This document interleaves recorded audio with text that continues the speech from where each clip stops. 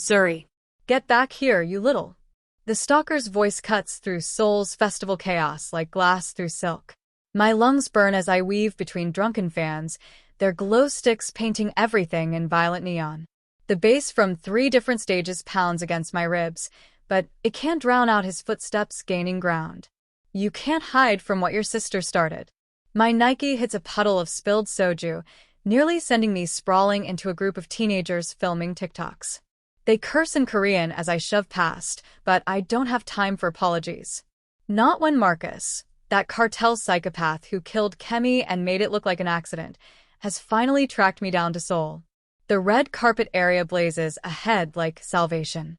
Security barriers, cameras, witnesses, places where people like Marcus can't just. I slam into something solid.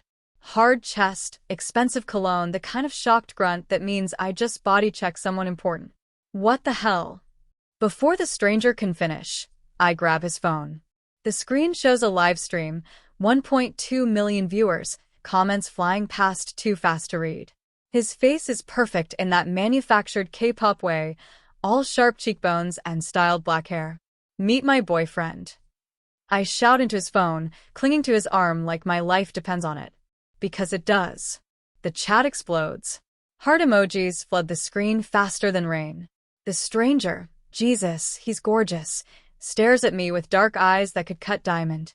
Our secret's out, world, he says smoothly, that practiced idol smile sliding into place.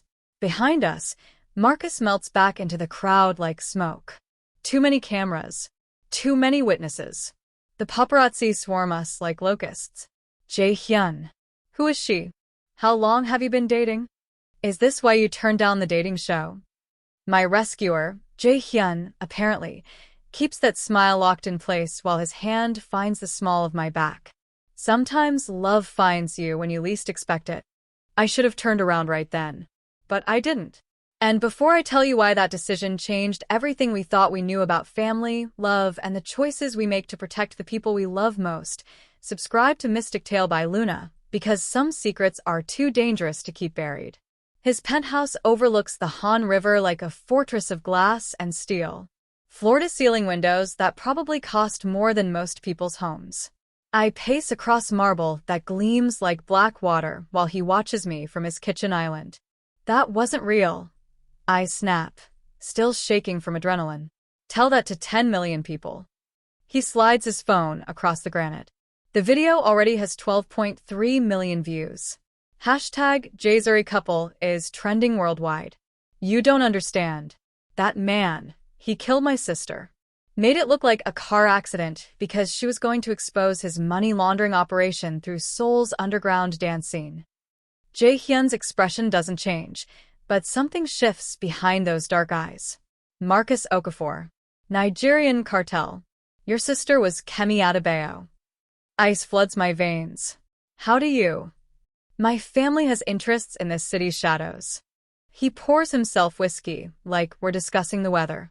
Kemi was feeding information to someone before she died. Smart girl. Stupid choice. Don't you dare. I'm not judging her. I'm stating facts. The whiskey disappears in one swallow. Marcus has been hunting you for 3 months. My fame just became your firewall, whether you like it or not. My phone buzzes.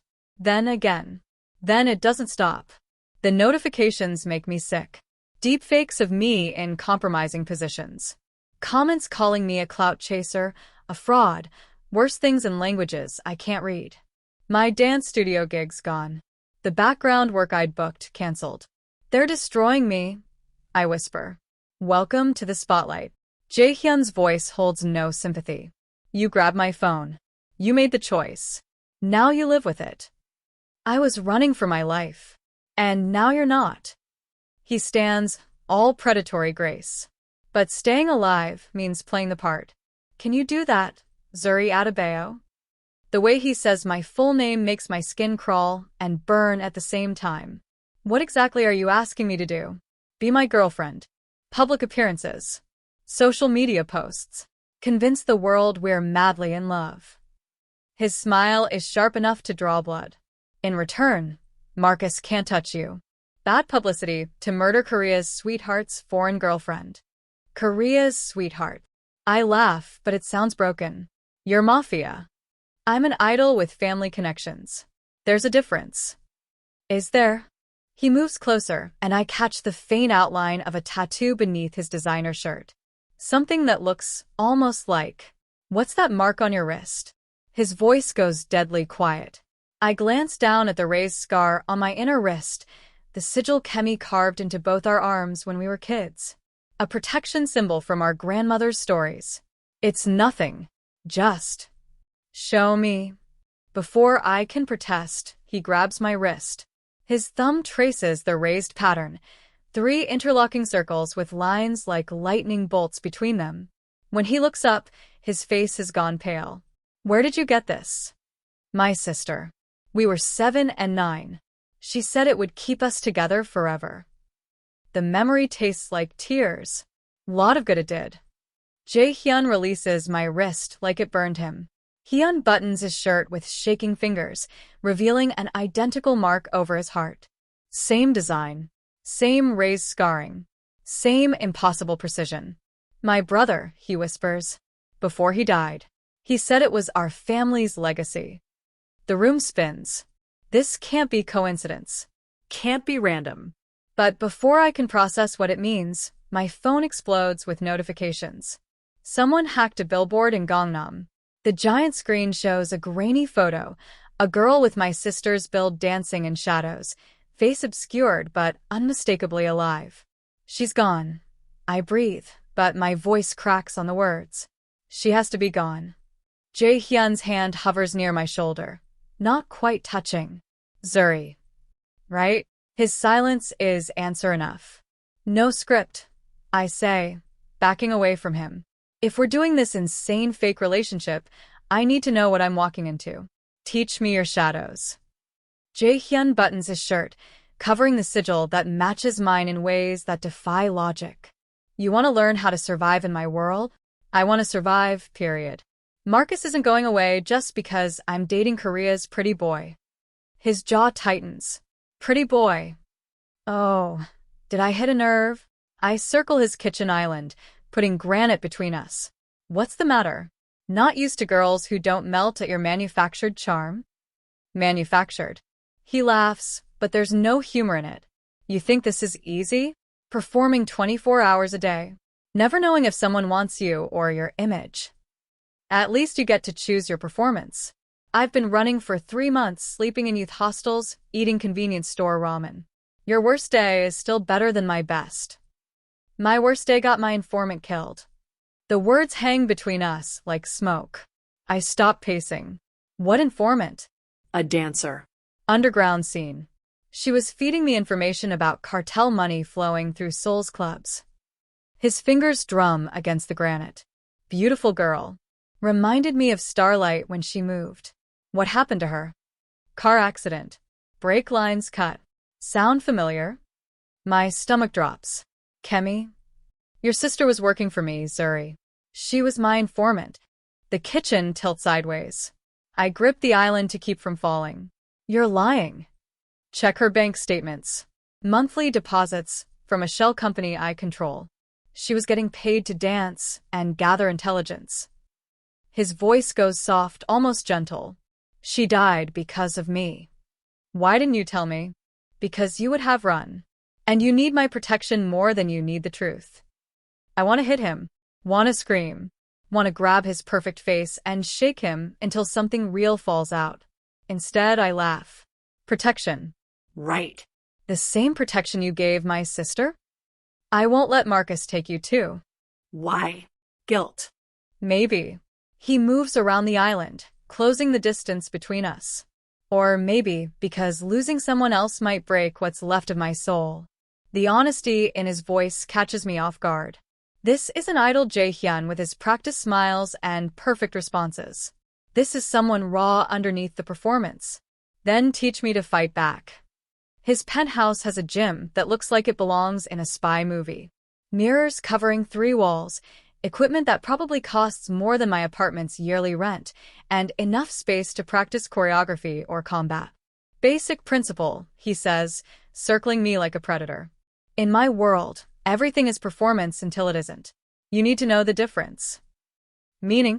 Meaning when the cameras are rolling, you're my adoring girlfriend. When they're not, you're a weapon. He demonstrates defensive stances, his body moving with the kind of fluid precision that comes from years of training. Not just dance training, something deadlier. Your turn. I mirror his posture, muscle memory from dance helping with the balance. But when he steps forward to adjust my form, his hands on my waist send electricity through my nervous system. Focus, he murmurs, breath warm against my ear. I am focus. On what? Not falling apart when you touch me. His hands still. For a heartbeat, we're frozen in this position, his chest against my back, his arms around me, the mirror reflecting something that looks almost real. This is exactly what I mean, he says, stepping away. That moment right there? That's not performance. That's dangerous. Why dangerous? Because you can't fake forever, and neither can I. We practice for an hour. He teaches me how to use my dance background for evasion, how to read body language for threats, how to disable someone twice my size using leverage and surprise. But every time he demonstrates a move, hand on my shoulder, fingers adjusting my grip, body moving behind mine to show proper form, the air gets thicker. Enough, I finally say, backing toward the windows. I need air. We're 40 floors up. Then I need space. But he follows me to the windows, his reflection joining mine in the glass.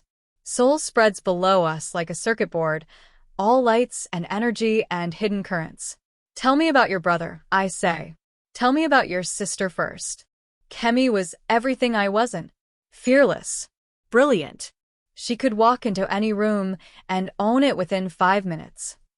My breath fogs the glass. She always said I was the better dancer, but she was wrong. She moved like lightning, like she was made of electricity and rhythm. My brother was my opposite too. Jean was the heir, the one groomed to take over the family business while I got shipped off to idol training. Jae-hyun's voice goes distant. He was supposed to be protected. Safe. But the same people who killed your sister got to him first. How long ago? 6 months. Heart attack, officially. But Jean was 25 and ran marathons. I'm sorry. Don't be sorry. Be smart. Because whoever connected our families through these marks, he touches his chest where the sigil hides beneath his shirt. They're still out there. And they're not done with us. My phone buzzes. A text from an unknown number, but I recognize the writing style immediately. My hands start shaking. Asterisk time to come home, little bird. Your performance is over.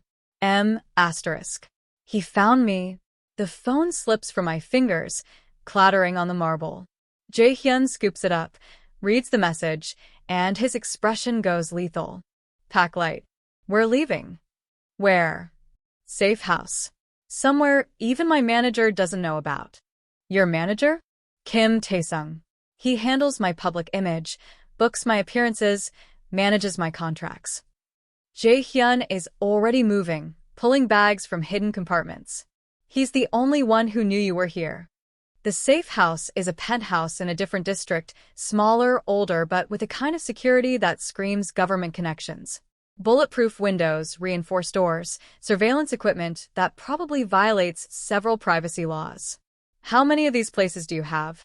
I ask, dropping my single backpack next to his designer luggage. Enough. He's checking the perimeter. All business now. We stay here until I can figure out how Marcus tracked you.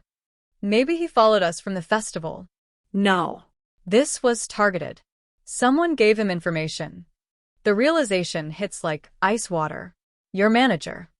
Taesung has been pushing me toward dating rumors for months. Manufactured relationships boost album sales, create social media buzz. Jae-hyun's hands clench into fists. But he never suggested anyone specific. Never pushed this hard. Until now. Until you. We spend the next day planning. Jae-hyun maps out Marcus's known associates, while I hack into the festival's security footage, looking for faces that don't belong. The work is familiar. Kemi taught me basic cybersecurity when she started getting paranoid about being watched. But being alone with him in this smaller space creates a different kind of tension. No cameras, no performances, no audience to convince. Just two people with matching scars and dead siblings trying to figure out why fate keeps threading their lives together. Found something, I say, pointing at my laptop screen. Jae-hyun leans over my shoulder to look, and I catch that expensive cologne mixed with something more fundamental. His skin, his warmth, the way he smells like safety and danger at the same time. There. I zoom in on a figure lurking near the red carpet barriers. That's Marcus, but look at this. The timestamp shows him checking his phone 30 seconds before I crashed into Jae-hyun. Then answering a call, talking briefly, and melting back into the crowd right after the paparazzi swarm started. He was waiting, Jae-hyun breathes. Someone told him exactly when and where to be. Your manager. We need proof. I crack my knuckles and start typing. Then let's get some. Breaking into Kim Tae-sung's personal accounts takes 3 hours and more coffee than advisable, but his digital security is laughably weak for someone in the entertainment industry. His text history reads like a masterclass in manipulation and greed. Look at this, I say, pulling up messages from 2 weeks ago. Unknown number. The girl will be useful. Make sure Jae-hyun is streaming when she arrives. Tae-sung, and my payment? Unknown number. 50 million won. Plus guarantees about his next album deal. Tae-sung. How do you know she'll approach him? Unknown number, trust me. She will. Jae-hyun goes silent for a long moment. When he speaks, his voice is deadly quiet. He sold you. Sold us both. But why? What's so special about me that someone would pay 50 million won just to? My laptop screen flickers. Then goes black. When it comes back online, there's a single message displayed in red text. Zuri Adebayo. You have something that belongs to us.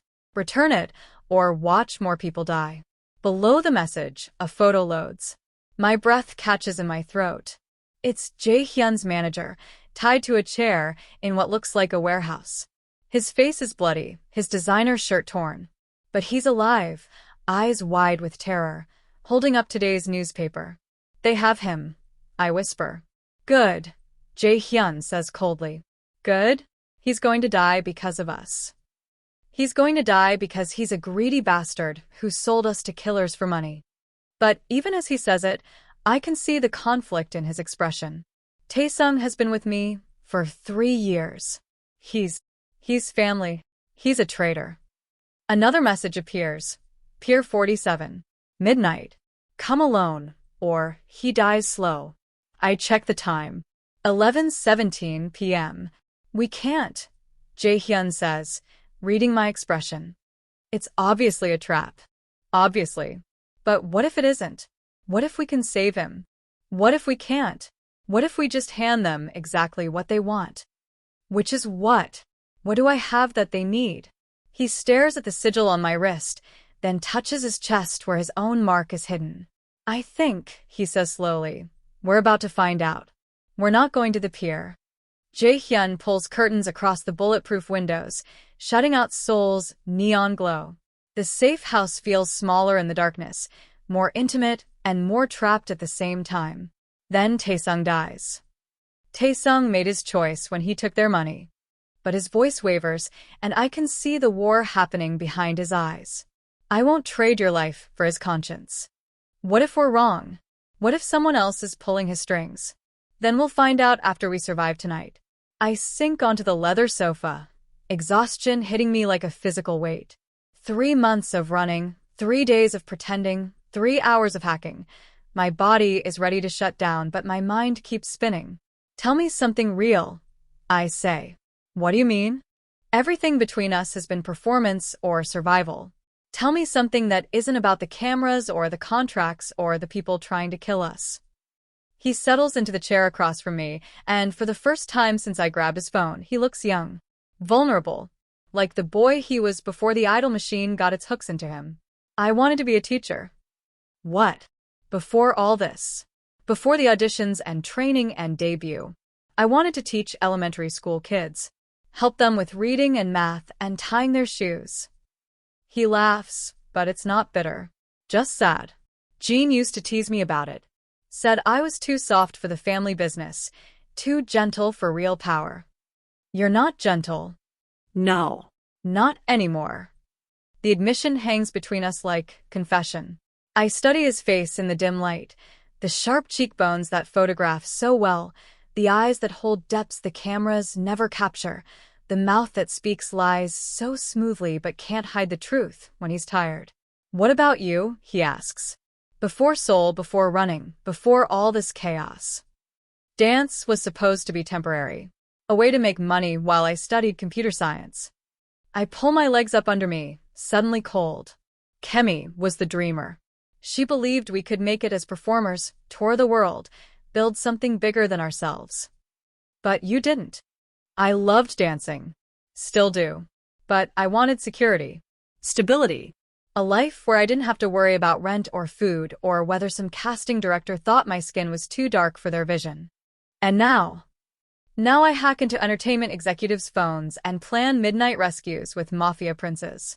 Not exactly the stable life I was aiming for. He stands, moves to the window despite the drawn curtains, his body language restless. Do you regret it? Grabbing my phone. The question catches me off guard. I think about Marcus's footsteps behind me, the terror of being hunted, the desperate grab for safety that turned into something else entirely. Ask me again when we're not running for our lives. What if we're always running? Then I guess we'll run together. The words slip out before I can stop them. Too honest. Too revealing. Too close to admitting that somewhere between the fake relationship and real danger, something shifted. Jae-hyun turns from the window. In the low light, his expression is unreadable, but he moves toward me with that fluid grace that made him famous. Zuri. Don't what? Don't look at me like that. Don't say my name like it means something. Don't make this harder than it already is. What if I want it to be harder? He's close enough now that I can see the gold flecks in his dark eyes, can smell that expensive cologne mixed with something more fundamental and dangerous. What if you're just confusing adrenaline with attraction? What if I'm not? His hand finds mine, fingers tracing the raised sigil on my wrist. The touch sends electricity straight through my nervous system. This mark, he says softly. Your sister gave it to you for protection. That lot of good it did. Maybe it did exactly what it was supposed to do. Meaning what? Meaning maybe it led you to me. I should pull away. Should remind him that we're fake, that this is performance, that getting attached will only make everything more complicated. Instead, I let him lift my hand, let him press my palm against his chest where I can feel his heartbeat through the thin cotton of his shirt. That's not how protection spells work, I whisper. How do you know? Because if they did, Kemi would still be alive. The words break something open inside me. The grief I've been carrying for 3 months, the guilt, the anger, the desperate need to believe her death meant something. It all comes pouring out in messy, ugly sobs. Jae-hyun doesn't try to comfort me with words. He just pulls me against his chest and lets me fall apart, his hand stroking my hair while I cry for my sister, for his brother, for the lives we had before everything went sideways. When the tears finally stop, I realize I feel lighter. Not better. The pain is still there, sharp and real, but no longer carrying it alone. She would have liked you, I say against his shoulder. Jean would have hated you. Why? Because you would have made me question everything he taught me about control and power and keeping people at arm's length. I pull back to look at him. And now I'm already questioning everything. This time when he leans down, I don't stop him. The kiss is soft at first, tentative, like he's asking permission. When I kiss him back, it becomes something hungrier, more desperate. 3 days of pretending finally giving way to something real. My hands shake so badly, I can barely hold the phone. Have you ever felt that moment when everything you believed just shatters? Tell me in the comments, because right now, I need to know I'm not the only one who's been this afraid. When we break apart, we're both breathing hard. This is a terrible idea, I say. The worst, he agrees, but he doesn't move away. We're supposed to be fake. I know. People are trying to kill us. I know. Your manager is probably dead by now. That makes him flinch, and I immediately regret saying it. But before I can apologize, his phone buzzes. Then mine. Then his laptop starts chiming with notifications. What the hell? Jae-hyun grabs his phone, and I see his face go pale in the screen's glow. What is it? He turns the phone so I can see. It's a live stream. Someone is broadcasting from what looks like the same warehouse where Taesung was being held.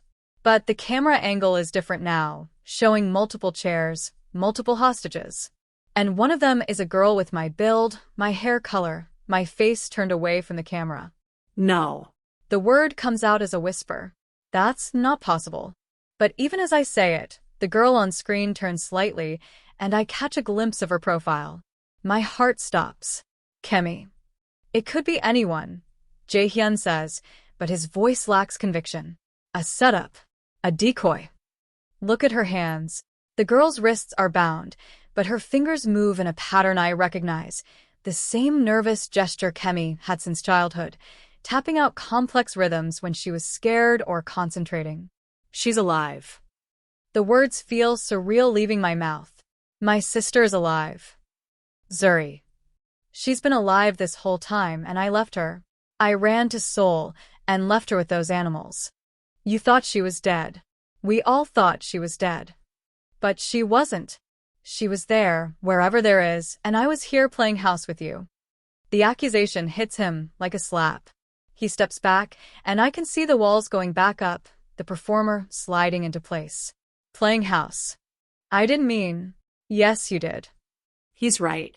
The kiss, the confession, the moment of connection.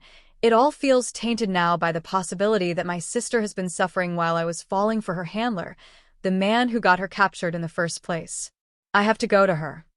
It's a trap, Zuri. The oldest one in the book. I don't care. I do. Why? Because you'll lose your convenient cover story. The words are cruel and unfair, and I know it even as they leave my mouth. But seeing Kemi on that screen has broken something open inside me, and all the fear and guilt and rage have to go somewhere. Because I love you, you impossible woman. The confession stops me cold. He said it like an accusation, like I forced it out of him against his will. You don't know me well enough to love me. I know you're brave enough to grab a stranger's phone to save your life. I know you're smart enough to hack my manager's accounts in 3 hours. I know you're loyal enough to walk into an obvious trap to save your sister. His voice goes soft, dangerous. And I know you're stubborn enough to get us both killed doing it. Then don't come with me. Try to stop me. The live stream feed shifts, showing a wider angle of the warehouse. I count at least 6 hostages for armed guards and enough explosives to level a city block. Professional setup, military precision, the kind of operation that takes weeks to plan. They've been planning this since before I grabbed your phone. I realize. Since before your sister died. The car accident was fake. They needed her alive for something, but they needed everyone else to think she was dead. Including you. Why? Because if you knew she was alive, you would have tried to rescue her immediately. Instead, they let you run, let you panic, let you make desperate choices that led you exactly where they wanted you. To you. To us. Together. With matching marks that apparently mean something to people with enough resources to stage elaborate kidnapping operations. The pieces click together like a puzzle I didn't know I was solving. The sigils aren't random, I say slowly. They're not protection spells or family traditions. They're keys. Keys to what? I don't know, but I think we're about to find out. The livestream feed cuts to a new angle, this one focused directly on my sister's face. She's looking straight at the camera now, and I can see her mouth moving. No sound, but I recognize the words from years of shared secrets and whispered plans. Asterisk, help me, Zuri. Please, asterisk. We're going, I say. I know. It's probably suicide. Probably. Any last requests? Jae-hyun checks his gun, slides extra magazines into his jacket pockets, and gives me that devastating smile that launched a million fantasies. Kiss me again. In case we don't survive long enough for me to do it properly later. This kiss is different from the first one. Desperate, Yes, but also defiant. A promise and a goodbye wrapped in heat and tongue, and the taste of fear mixed with hope. When we break apart, I can see something has changed in his eyes. The idol mask is gone, replaced by something older and more dangerous. Ready, he asks. No. Good. Neither am I. We leave the safe house at 11:47 p.m., racing through Seoul's neon-lit streets toward what might be salvation or slaughter. The city blurs past the windows of Jae-hyun's bulletproof car, all light and shadow and electric possibility. Whatever happens, he says as we approach the warehouse district, I want you to know that grabbing my phone was the best thing that ever happened to me. Even if it gets us killed? Especially if it gets us killed. I reach for his hand, lacing our fingers together. The sigils on our skin seem to pulse in harmony, like they're responding to each other's proximity. Together? Together. Final performance tomorrow night. The voice on my phone says at 3 a.m. Female, unfamiliar, with an accent I can't place. Warehouse District 7. Come alone. Who is this? Someone who knew your grandmother very well. The line goes dead. I stare at the hospital ceiling, listening to Taesung's steady breathing in the bed across from mine. They kept us overnight for observation, standard procedure after traumatic incidents. Jae-hyun sleeps in the chair between us, still wearing his blood-stained shirt. My phone buzzes again. This time it's a photo message, an old warehouse with broken windows and graffiti-covered walls. Below it, coordinates and a time, 11 p.m. Then another photo. My breath catches. It's Kemi, definitely alive, sitting in what looks like the same warehouse. She's older, thinner, but unmistakably my sister. She holds up today's newspaper with shaking hands. I wake Jae-hyun by touching his shoulder. His eyes snap open instantly, already alert. We have a problem, I whisper, showing him the messages. He studies the photos with the kind of focus that makes me remember he's not just an idol. It's another trap. I know. But you're going anyway. She's my sister. She's bait. The same way Taesung was bait. His voice stays low, but I catch the fear underneath. They're using your love against you. Maybe. But what if she really is alive? What if I walk away and lose my only chance to save her? What if you walk into that warehouse and lose your only chance at survival? Before I can answer, Taesung stirs in his hospital bed. His eyes flutter open, focusing on us with difficulty. Jae-hyun, he croaks. Don't talk. You need to rest. No. Listen. Taesung struggles to sit up, wincing from his injuries. They didn't just want money. They wanted the vault codes. What vault codes? The ones hidden in your scars. Both your families, they weren't just connected by marriage or business. They were partners. In something big enough to kill for. Jae-hyun moves closer. Partners in what? A bank. Underground. Digital currency worth billions. Taesung's breathing is labored. Your grandparents created it together. Split the access codes between their bloodlines. Your scars, they're not just marks. They're literal keys. Keys to what? Everything. Every dirty transaction in Seoul's underworld for the past 30 years. Every politician bought. Every judge compromised. Every murder covered up. His eyes meet mine. Someone's been consolidating power, preparing for a takeover. But they need both keys to access the evidence vault. Who? Who's behind this? I don't know. They kept their face hidden. But they knew things, personal things about both your families. Like they'd been watching for generations. The warehouse looms against Seoul's skyline like a broken tooth. Jae-hyun parks 2 blocks away, and we approach on foot through narrow alleys that smell of rain and rotting garbage. This is insane, he mutters, checking his weapon for the 3rd time. Probably. We could call the police. And tell them what? That we're walking into an ambush because someone claims my dead sister is alive. When you put it like that, it sounds even worse. I pause at the warehouse entrance, studying the rusted door. Jae-hyun. Yeah. If something happens in there, if this goes bad, I want you to know that grabbing your phone was the best mistake I ever made. It wasn't a mistake. What do you mean? I mean, I saw you running through that crowd, and something in my chest recognized something in yours. Like we were always supposed to collide. He touches my face with gentle fingers. The live stream was just an excuse. For what? For keeping you. The warehouse interior is exactly what I expected. Broken concrete, rusted machinery, shadows that could hide an army. But what I didn't expect is the setup waiting for us. Professional lighting rigs illuminate a cleared space in the center of the floor. Multiple cameras point inward from different angles. A laptop sits on a makeshift table, its screen showing a live feed counter. 0 viewers. Welcome to the final performance, a familiar voice says from the darkness. Kemi steps into the light, and my world tilts sideways. She's alive, real, breathing. But something's wrong with her eyes. They hold a coldness I've never seen before. Hello, sister. Kemi. My voice breaks on her name. I thought you were dead. The car accident was staged, just like everything else. She moves with the same fluid grace I remember, but there's a predatory edge to it now. Did you really think the people we were fighting would be careless enough to let witnesses survive? You've been alive this whole time? Do you know what I've been through?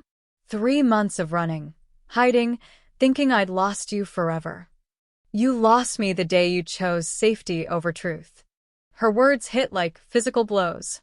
I begged you to help me expose the cartel's operations. You said it was too dangerous. So, I did it alone. I was trying to protect you. You were protecting yourself. Like always.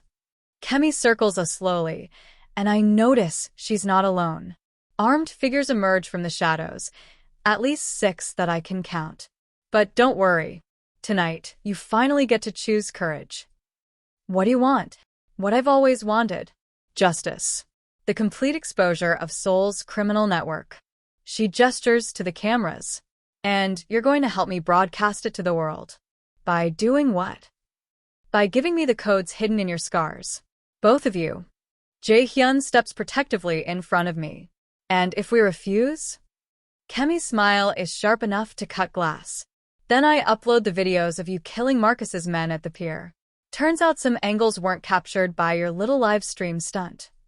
She nods, and one of her associates brings forward a tablet showing security footage from the pier, footage that makes our actions look less like self-defense and more like premeditated murder. Deep faked, Jae-hyun says immediately. Maybe. But it'll take months to prove that, and the damage to both your careers will be permanent. Kemi's voice holds no warmth, no sisterly affection. Or you can cooperate, and we can expose the real criminals together. You're working with them. The people who've been hunting us. I'm working with people who want to burn this corrupt system to the ground. Sometimes that requires uncomfortable alliances. The realization hits like ice water. You've been planning this from the beginning. The festival, the live stream, bringing us together. Of course. Did you think it was coincidence that you crashed into Seoul's most famous idol? That he happened to have connections to the same criminal network I was investigating? Kemi's laugh holds no humor. I've been orchestrating this reunion for months. Including getting me shot at, hunted, nearly killed. Including making sure you'd finally stop running and start fighting. Her expression softens slightly. I chose survival, Zuri. When the cartel came for me, I made a deal. My life in exchange for bringing them what they needed. The codes. Your codes. Jae-hyun's codes. The keys that unlock 30 years of evidence. She steps closer. But somewhere along the way, I realized the evidence could be used for more than just protecting criminals. It could destroy them. So you decided to play both sides. I decided to play the only side that matters. The truth. Jae-hyun's hand finds mine. And what makes you think we'll cooperate? Because if you don't, everyone you care about dies. Starting with your manager in the hospital. A chill runs down my spine. Taesung is under police protection. Police protection that can be bought, compromised, or simply overwhelmed. Kemi signals to someone in the shadows. We have assets everywhere, sister. The only way to end this is to give me what I need. The codes aren't something we can just hand over. They're biometric. They require our physical presence. I know. That's why we're going to the vault. Together. She gestures to the cameras again. But first, we're going to explain to the world exactly what we're doing and why. Full transparency. Complete honesty. A live stream. The biggest live stream in Korean internet history. I've already sent preview footage to every major news outlet and social media influencer in the city. By the time we go live, we'll have millions of viewers. My phone starts buzzing with notifications. Social media alerts, news mentions, text messages from numbers I don't recognize. The preview footage, whatever Kemi released, is already going viral. You have 15 minutes to decide, she says. Cooperate, and we expose the truth together. Refuse, and I destroy you both before moving on to the people you care about. Some choice. It's the only choice I had when the cartel came for me. Now it's the only choice you have too. I look at Jae-hyun, seeing my own desperate calculation reflected in his eyes. We're outnumbered, outgunned, and trapped in a scenario designed to give us no real options. There is another way, he says quietly. What? We go live first. Tell our version of the story before she can control the narrative. Before Kemi can react, he pulls out his phone and hits the live stream button. Within seconds, viewers start pouring in, thousands, then tens of thousands, then hundreds of thousands. Hello, beautiful people, he says, his idol persona sliding into place like armor. This is going to be the most important broadcast of my life. Jae-hyun, what are you doing? Kemi's voice holds a note of panic, telling the truth. He turns the camera toward her. Everyone, meet Kemi Adebayo, Zuri's sister, who we thought was dead but has actually been working with the people who've been trying to kill us. The viewer count explodes. Comments flood the screen faster than reading is possible. She wants us to unlock a digital vault that contains evidence of massive criminal conspiracy. The kind of evidence that could bring down half of Seoul's power structure. His voice stays calm, conversational. But here's the thing about evidence. It's only valuable if it reaches the right hands. Stop broadcasting, Kemi hisses, but she can't move against us without looking like the villain to millions of watching eyes. See, my sister here made a deal with criminals to save her own life, I say, taking the phone from Jae-hyun. I don't blame her for that. Survival makes us all do terrible things. But now she wants us to risk everything to help her play both sides. That's not. You don't understand the bigger picture. Then explain it. I hand her the phone. Tell everyone watching why we should trust you. Tell them why this evidence is so important that you'd fake your own death, manipulate your sister, and threaten innocent people to get it. Kemi stares at the phone like it's a snake. The viewer count has passed 2 million and keeps climbing. She starts, then stops. For the first time since stepping into the light, she looks uncertain. The truth is, Jae-hyun says, taking back the phone, we don't know who to trust. Not the police, not the criminals, not even family. But we know one thing for certain. What's that? I ask. Sunlight disinfects everything. So, let's turn on all the lights. He angles the camera toward the laptop on the makeshift table. Kemi, you want the vault codes? Fine. But we're doing this live. Every person watching gets to see exactly what's in that evidence vault. No editing, no selective disclosure, no controlling the narrative. That's insane. Some of that information could destabilize. Good. Maybe it's time for some destabilization. You don't understand what you're asking. I understand that secrets are what got us here.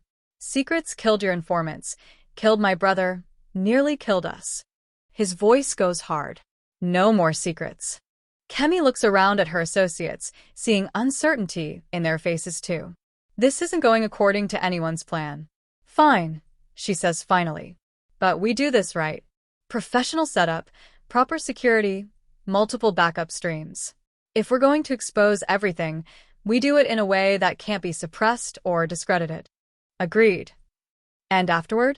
When every criminal in Seoul wants us dead? We deal with that together, I say. Like we should have from the beginning. For a moment, something flickers in Kemi's eyes that looks like my sister again. Vulnerable, scared, desperate for connection. "I missed you," she whispers. "I missed you too." But even as we move toward reconciliation, I catch one of her associates, checking his weapon. Another speaks quietly into a radio. Whatever Kemi's real plan is, this broadcast isn't the endgame.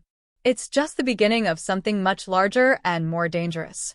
3 minutes to go live, Kemi announces, her professional mask sliding back into place. "Zuri, Jaehyun, are you ready to change the world?"